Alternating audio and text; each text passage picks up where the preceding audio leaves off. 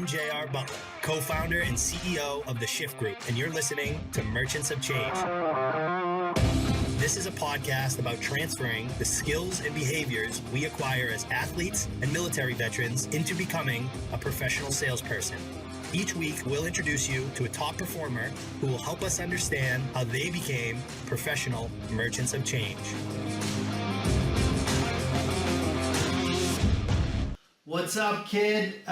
Today on the show, we got Bill Burke. Bill, thank you for joining the show, my friend. Great to be here. Thanks for the invite. Looking forward to it. I'm excited, man.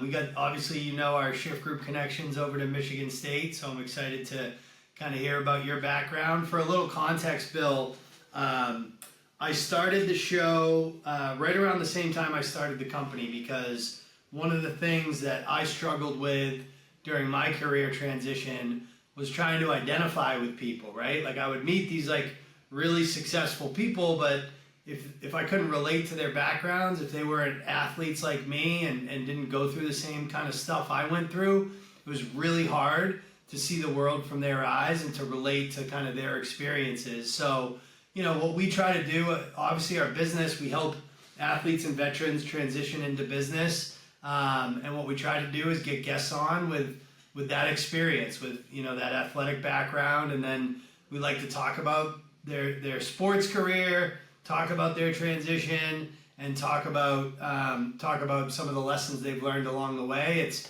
really helps our audience, and it's really good content for the folks that we get to help every single week. So, sound like a good plan to you? That's amazing. What you're creating is awesome. I am similar to you in that when I transitioned, there wasn't a lot of resources. This was just at the advent of, the internet, when that was becoming a thing, long before smartphones. So there wasn't a place that you could go, to find people with that same background. So I love what you're doing. I love it, man. I love it. So obviously you're a football guy. Did you play just football growing up, or were you a multi-sport athlete? When I was 12 or 13, I played a couple years of Little League baseball, but, I knew pretty early on that being a quarterback and a football player was my thing. So once I got to high school early on, I just said, you know what, basketball, that's too much running for me, too much cardio. I like to take 7 steps and throw the ball, and that's it. So I knew football was my thing, and, I just never looked back from that point on. I love it, man. I love it. QBs are the best, and I didn't play at your level by any means, but I was a high school quarterback, so I can totally relate to that. There you go, yeah. I ended up playing college hockey, but I will tell you, the guys I probably miss the most from my high school days are the guys from my football team. Going to battle like that with the same group of dudes it's a different experience than any other sport. Yeah, 100%. It's a unique sport, I think. I mean, I love all sports; they're all great, but it takes a certain mentality to put that helmet on and the shoulder pads and go run into people. So when you do that with other guys that share the same attitude, it's tough to break those bonds. So yeah, we're one and the same. I love the football background. Love it. This is a hard question, Bill, but if I kind of put you on the spot, gun to head, what would you say your favorite memory of your sports career is? Wow. Well, first of all, I have to say that I just feel so fortunate and grateful that I was a part of so many memories. I mean, I have so many to pick from, really. I grew up wanting to play in the NFL, and for a long time, a lot of years, I actually felt like I had failed to reach that dream. Even though I had a little cup of coffee in the NFL in a training camp with the Giants. But looking back, I really realized that I achieved my dreams. I lived those out. I played major college football and, on TV at a big school in the Big Ten, and not just on the team, but got a chance to start. And so I was a part of some really great wins and some great experiences. So a couple that stick out to me are my junior year in '98. We went down to Columbus to take on Ohio State. They were number 1 in the entire country. And this was late in the year, so everybody had said, this is the best team in the country. We've seen their body of work. They're going on to win the national title. We were 4-4, and, we were all over the place. Didn't really know who we were. And, Nick Saban was our coach, but he hadn't had a signature win yet. So we go down there and 28-point underdogs, right? So nobody gave us a shot. And somehow we pulled it out. Well, not by chance. Nick Saban, his brilliance, his coaching that week leading up to it was really a turning point for his career, and certainly a turning point, for our team that year, and actually became, many years later for me, the foundation of the book that I just published. So, he taught us that forget about the scoreboard, because when you're going in to play the number one team in the country and you're down by 28 or underdogs by 28 points, the temptation is to constantly be checking the scoreboard. But we figured out a way to just, how he described it, stick our hands in the fire for just those 6 seconds of each football play and not worry about anything outside of that. Just 6 seconds. And then if we could do that times 70 over the course of an entire game, then the results would take care of themselves. And that's exactly what happened. So that's one.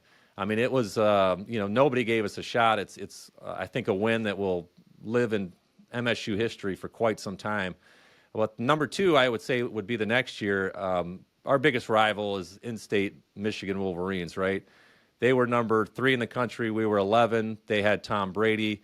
We were both undefeated going into that game. ESPN College Game Day was in the house, the whole 9 yards. And we ended up pulling out that game by 3 points at the end as well. So, and that was maybe more special to me because it was at home in front of the home fans. And after the game was over, nobody left. Everybody stayed in the house. Everybody watched us celebrate on the 50-yard line. So I could go on, but those are just probably my top two.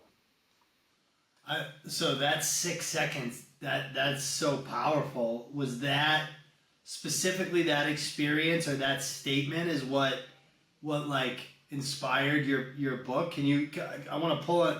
Obviously, dude, playing for Saban, unbelievable.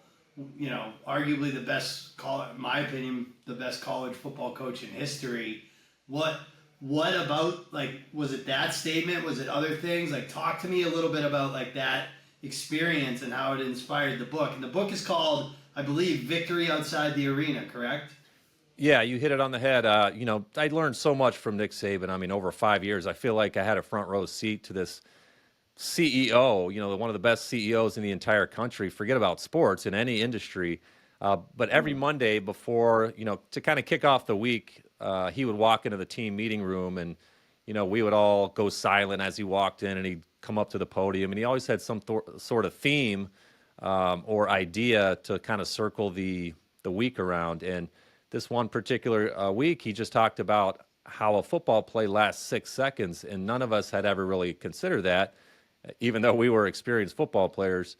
So when, he really broke it down to illustrate that, yeah, it's going to hurt. You're going to stick your hand in there. It's going to, cause some pain, but that's all you have to focus on. If you can give everything you have for those 6 seconds and then repeat that process over and over again, it doesn't seem so insurmountable to get the result at the end of the day that you're looking for. So I relate it to, and I know we're going to talk a little bit more about sales, but so much in sales is reaching out to prospects, whether that's on the phone or some other way. And, I was thinking about it. How long does it actually take to dial the phone? Even if you're afraid of calling that prospect that maybe you think is all set or doesn't have what, you're offering or doesn't need what you're offering.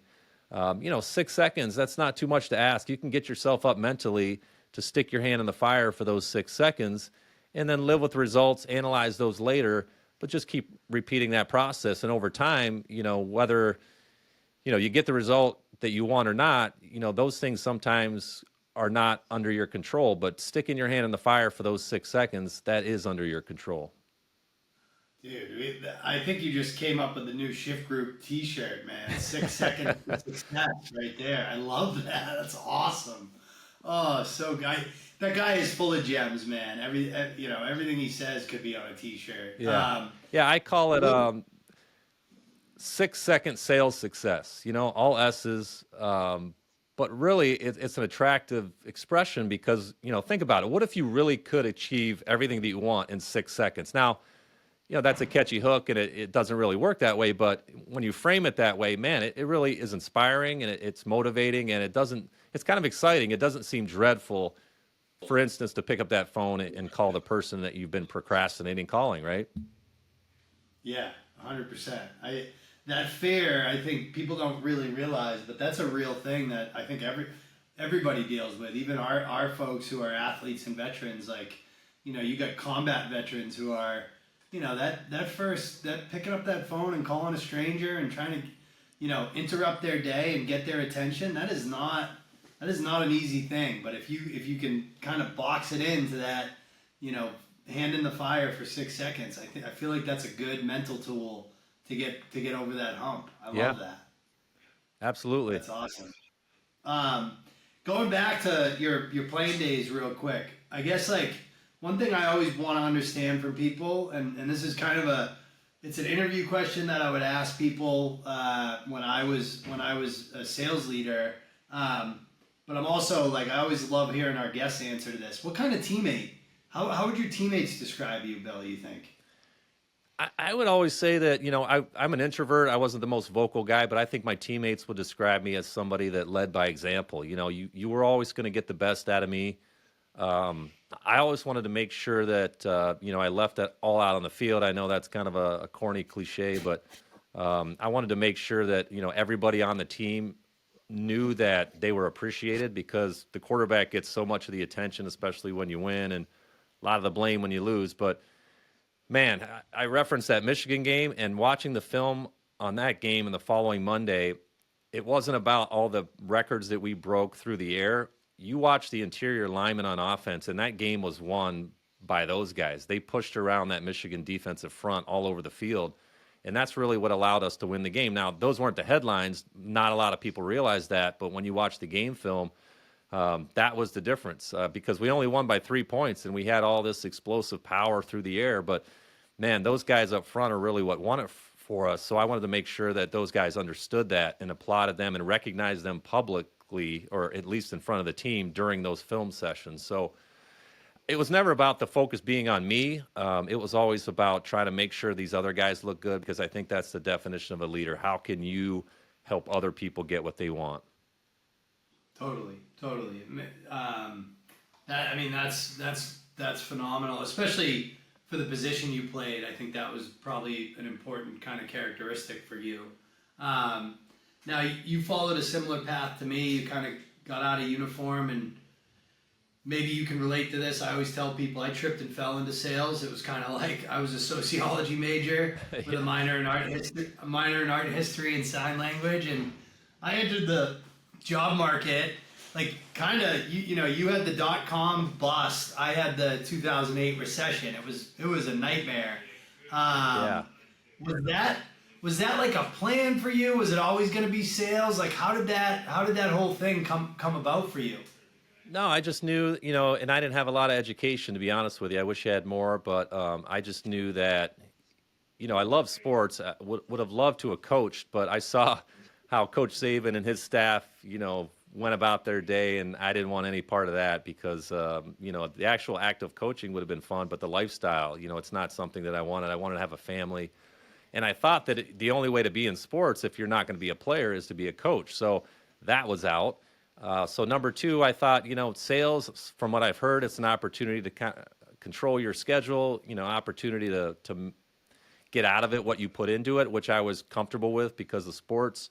The opportunity to make, a lot of money if you chose to do it that way. And, it's different for everybody, but I just thought there was more flexibility, more of a higher ceiling. And, so I decided to go down that road, and still there. Yeah. Now you, I believe, started in the med device space, which I'll tell you, I have my team at Holy Cross. I had 11 guys in my class on our hockey team, and 7 of them are still in med device. It feels like a very kind of natural transition point for athletes. So you knew about sales, you knew about the meritocracy and the effort equals your results. How did healthcare, medical kind of come across your purview? Well, interestingly enough, you might ask me about this later, because I've got a couple of traps that I think that athletes need to watch out for, especially when you're talking about their careers. But I got into that for the wrong reasons, to be totally honest with you. I had some friends that were doing it. They loved it. looked like a good opportunity, but I found out after I was in it that it wasn't in alignment really with what I wanted to be doing.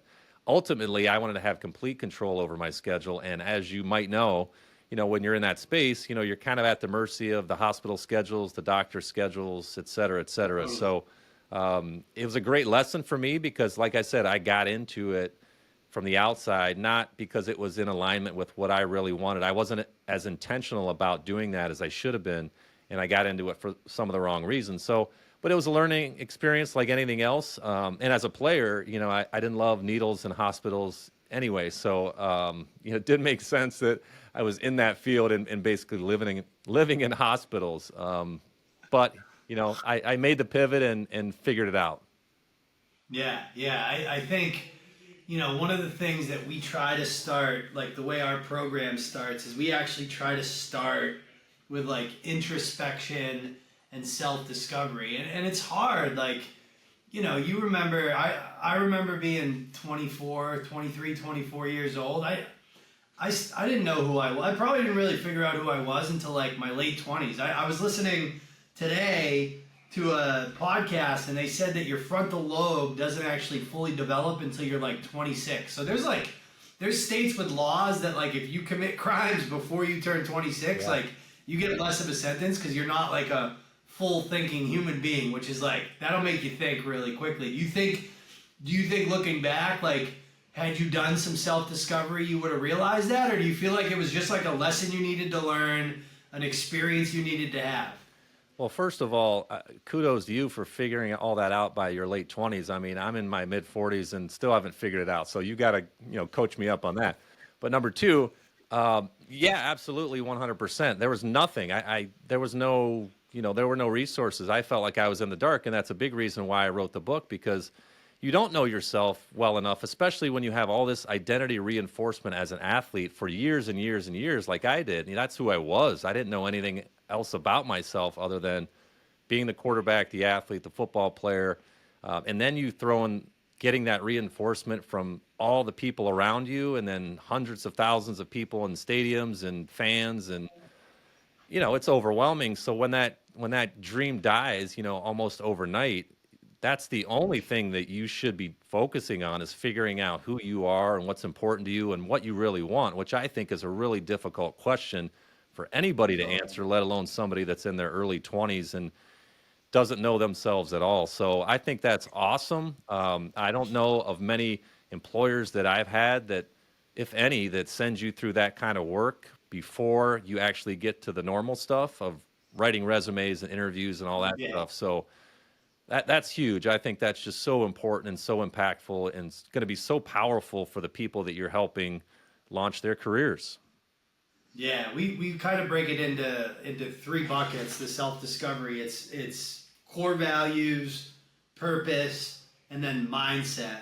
And you'll notice, and I think you spent some time at Stryker, so you're very familiar with the Gallup Yeah. and like a personality assessment. I'm kind of like very anti personality assessment because like my perspective is, 20 years in sales leadership in the business world, I've worked with people that are all different types of personalities in all different types of roles. And the thing that the successful ones all have in common is they work hard for a bigger reason than themselves. They're like authentic and genuine because they know who they are and they know what they stand for. And their mindset is like what we talk about. We call it being dialed in. Like they're just dialed in individuals. So that's kind of the thought process that we have to set that foundation for our athletes and veterans. Man, I love it. You talk about, figuring out why you do what you do. And, there's so many things that people give answers to when they're asked that question that are superficial and surface level. But I think one of the most important things we all can do is connect to that deeper fuel for why we get up every day and why we go do what we do. And it's got to be something like you mentioned, you alluded to it. It's got to be bigger than yourself. Yeah, we want to make money, we want to take care of our families, all that good stuff. But there's got to be something so deep that just drives you every day. And that can be a hard thing to figure out as well, but you've got to spend that time connecting to that, because then that ignites everything after that. You know, that ignites the fact that you're going to go make those calls or build those relationships or do whatever it is that you need to do. So, man, that is so important. And again, you know, I haven't come across a lot of employers or people that are trying to help younger people get started in their careers that do that work, because if you don't do that, then you could spend years, as I did in certain sections of my life, just being on the wrong track, you know, going 100 miles an hour down the wrong direction. So to be able to help people avoid that so early in their careers is huge. So I love what you guys are doing. It's to your point though, it's not easy, right? Like, Yeah. you know, I needed probably like professional therapy to really figure it out, but like, you know, we're trying. It's and we're getting better at it every day. Now, I always like for our audience to hear exactly how your, like, the characteristics and the mindset, the skills, the traits, like all the things you had developed to go play in the Big Ten and be a Division I quarterback. Like, how did those things show up for you early in your career? How do they continue to show up for you? And what are the biggest things that you're like, this, I can do this because I'm an athlete, like because I was an athlete? Like, where does that show up for you? Yeah, two things come to mind. I think number one, resilience, which is responding to adversity. Being an athlete, especially at the Big Ten level, especially in a violent contact sport like football, it's all about adversity. And I learned an important lesson from Nick Saban. He called me into his office, just a one-on-one quick meeting at one point during my career. And I think it was after I made my first start. And during that game, I got leveled, blindsided, and I was laid out on the field. The trainers had to come out and, you know, pick me up and dust me off and get me off the field. And what had happened was nothing major. I just got the wind knocked out of me, which sounds pretty harmless. But, you know, any athlete or anybody that gets the wind knocked out of them, you know, you feel like you're absolutely going to die at the moment. So, you know, he called me into the office and he said, "Hey, man, look, I know it feels like you're going to die when you get the wind knocked out of you, but everybody's looking at you. You know, you got to get off the turf and you got to suck it up, and your teammates are looking at you, and more importantly, the opposing team is looking at you, so you can't let them get that mental advantage." And he talked to me about how, you know, going into the game, every game in the NFL, because he had come from the National Football League. He coached there for several years with the Browns. He said every game in that league comes down to the last 2 minutes of the game. There are no blowouts, really. If you think about it, he's right.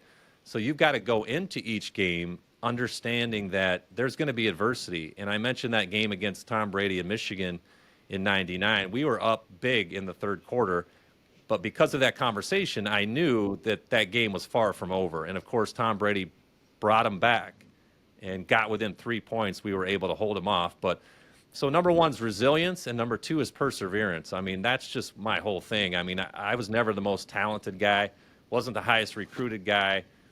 Even on my own team, once I got to Michigan State, there were other quarterbacks there, much higher accolades coming out of high school. So I had to fight all that off and just persevere through all of it and just let everybody kind of fall off and continue to keep my head down and do what I needed to do to set myself apart. So those are my two things that I hang my hat on: resilience, responding to adversity, and then, of course, perseverance, which in sales, I mean, it's almost a prerequisite that you got to be able to do that. And it all starts, of course, you know, upstairs with the mindset.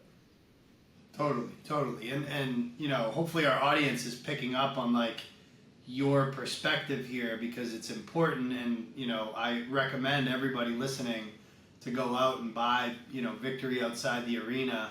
I was going through it, and one of the things that jumped out at me, Bill, was this idea about how important it is to have dreams for your life after sports. I'm a perfect example of a kid who got caught 100% flat-footed, like literally. I will never forget it. It was like probably a month after graduation. I hadn't gotten any pro contracts. My dad came in my room and he was like, literally, excuse my French, he's like, dude, you need to get a fucking job. Like that was like, and I can tell you honestly that it was the first time in my life I had ever thought about like life after hockey. You talk about how important having that dream is. I think you call them anchors in your book. We call it passion or purpose or whatever. I guess like to start, like how do you identify those? What do those types of things look like? Yeah, it's tough because for me, I had a dream for 16 years of being a professional athlete, and then that died, and it's like, wow, where do I get my new dreams from? But it's got to be, you got to ask yourself a lot of questions, and I think asking yourselves the right questions is more important than having all the answers. We want all the answers right away. So one of the questions that I love to ask in the book is, who could you become? Because that's really what we're talking about. You mentioned your dad and him saying you got to get a job, and that's a mistake that I think a lot of us make, that we identify our sports career with, our happiness and the rest of our lives. Our career, so to speak, is a big part of our lives, but it's just one part. We got to figure out not just the job that we want, but we got to figure out who we want to be, the type of lifestyle that we want to have, whether or not we want to have a family, all those things, which are much bigger than just our careers, what type of impact we want to have. So you've got to start with dreams. And I've got this 3D format or framework. Dreams are the destination. That's where we want to go. Your decisions are the directions to get there. And then discipline is the difference. So if you can put all that together, you've got something. But you've got to start with those dreams, and it takes a little time to figure that out. You got to talk to a lot of people. You got to experience things. You got to listen to podcasts. You got to read books. You got to expand your mind a little bit. And a lot of the times, part of that work is overcoming any limiting beliefs that you might have had before you even became an athlete. And those might not have been self-inflicted. You might have just picked those up from your environment. So you've got to do some real work, and a lot of people avoid doing it because they don't want to dive into that stuff. They just want to seek the comfort. But as you get older, as you realize that this is really what it's all about, forever. You've got to continue to develop, continue to learn, and before you can learn about all that stuff on the outside, you've got to start on the inside, I think, and that's really going to set yourself up for success long term. That's really great and applicable advice for our audience. And, this is where, like our mission gets unique, right? Like we go out, we try to partner with athletic departments, and, we work with the CFL and the UFL, and a lot of other professional players associations. And, one of the, I think, misconceptions, and I'm kind of, surprising you with this question, but I really want to get your opinion, is like, I think a lot of the thought as an athlete and as a coach and as an athletic leader, you think like this type of stuff can be a distraction for somebody that's in uniform. And my opinion is actually like, hey, thinking about stuff outside of sports while you're playing is actually really healthy and could actually improve your performance and definitely improve your anxiety and well-being. Like, do you have an opinion on that? Have you ever thought about that? Yeah, you bring up a good point. I think that that's completely opposite of how it was, what the mentality was when I was a player, because it was all focus on the field and the physicality of what you've got to do to prepare to win the football game on Saturdays. But now I think, and I'm so happy about this, that the script has kind of been flipped around a little bit. We're realizing that when you are less anxious, when you are more well-rounded, you have an ability to relax and put a greater focus on whatever it is you're doing at the moment, which could be preparing for your game or in athletics. So completely agree with that, and I think that it just comes down to a time perspective. I know at the level of major football programs and athletic departments now, their time is so limited because they're trying to pour in so many different things to these young men and women, academics, the social aspect, community service, of course, the getting ready for the games. So it's not a question of intent, I think. I think everybody's heart's pretty much in the right place, but, the time is so limited. But you're right. You've got to prioritize some of these things because, what's more important, your mentality, your well-being, Because if you don't have that in place, then you're not going to be any good between the white lines or, in the arena on game day. Yeah, 100%. The analogy I always use is like, it's like if all you have is sports, it's like the equivalent of like living in a studio apartment. When it's not going well, it's like your studio's too hot. You got nowhere else to go, right? Like, but if you have a 1 or a 2 bedroom, you can go into these other things when the other ones aren't really working that well, and it gives you a break a little bit to come back into the core place. Which when you are playing sports at the college or professional level, that should be your main thing. But it's okay to have these other interests now, and I do think you're right. Like, that is starting to change with name, image, likeness, and these other things. But I still think like career, like professional career, meaning like business career, is still almost like a 4-letter word at the top, like college level, to probably to a fault a little bit. Yeah, totally agree. I think it's almost healthy to have those other things. Like, I remember just being so immersed in football, and I loved it, but I needed a break sometimes. Nick Saban, even on our weeks off, there were no days off. He'd make sure that we had some sort of activity over there, some meeting, film to watch. When all I wanted to do was just sit on the couch and watch an NFL game, for a couple hours, and have nothing to think about or worry about. But I think it's healthy to have, some of those outlets, that maybe, take you away and recharge you. So when you come back for the next practice or the next game, you're much more clear and ready to go. Absolutely. Now, you've kind of pivoted out of medical. Do you want to talk about like your transition into other industries, and like how you got led there? Yeah, well, where I'm at right now is financial services with the Podium Group, and it's such a unique opportunity because the group itself is unique. It's former athletes in this small financial services firm, and we're servicing some athletes. We're servicing business owners, executives, and it's really impactful work because I think that, we've talked a lot about athlete transformation. What we're really trying to help people do is transform their lives financially. And I get to do that with this group of, like we've talked about, former athletes. We've shared the same experiences. We talk the same language. We really have been to the podium in our athletic careers, which is the name of our group, and it was the inspiration for it. We want to work with and help people prioritize their dreams and their families' lives, and we want to help these people who have been to the podium in business or in some other area. We want to help keep them there, and we can help them financially do that. So excited about that opportunity as well, and it's impactful work, and it's very fulfilling and rewarding, which I think is a big component of deciding on exactly what type of a career you want to have as well. It can't just be for you, or it can't just be, for the money and to pay your bills, because none of us athletes who have experienced great things and had these unique experiences, we never want to go from that down a bunch of levels to the mundane and the mediocre of just paying our electric bill and getting up the next day and doing it again, right? We don't want those experiences. We want something greater. So I think that's something to keep in mind as well. I love it, man. I love it.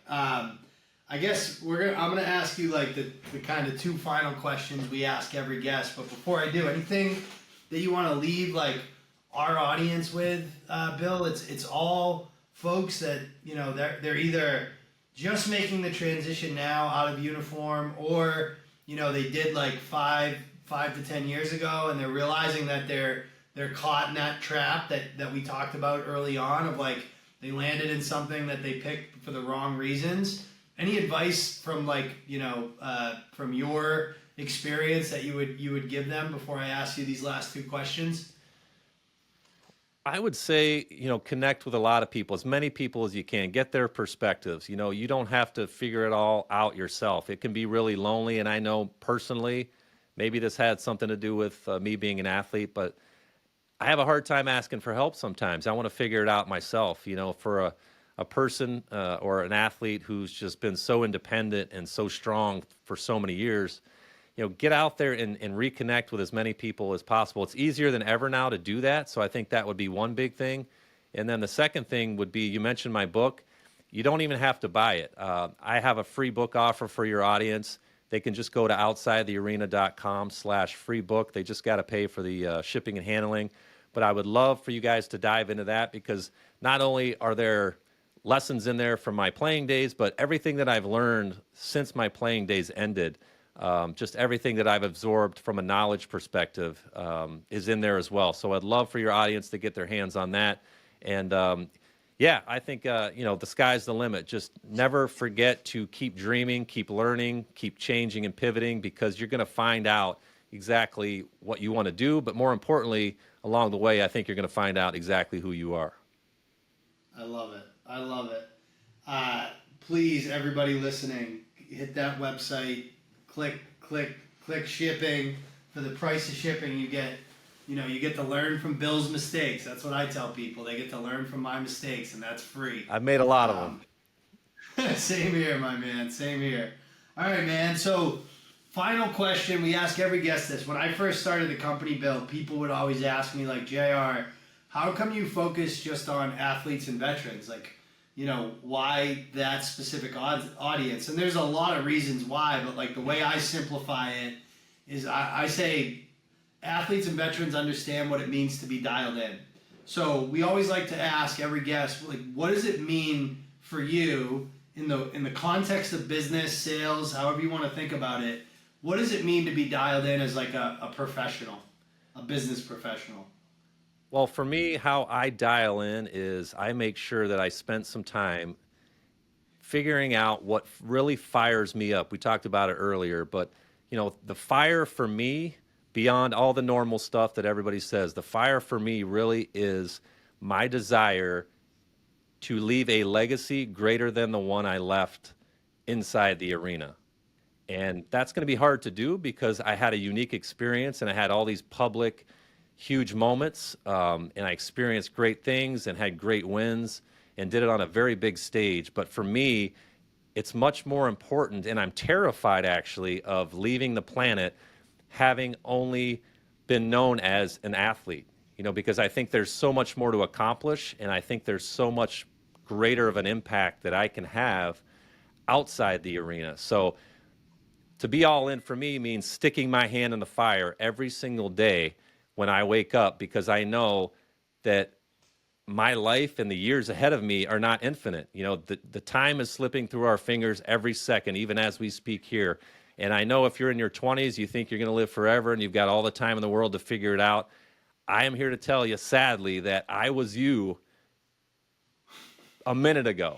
I was just stepping out of my athletic career, and now here I am a couple of decades later telling my story. So stick your hand in the fire. Do not make the mistake that you think of thinking that you have an infinite amount of time, because sadly, we just don't.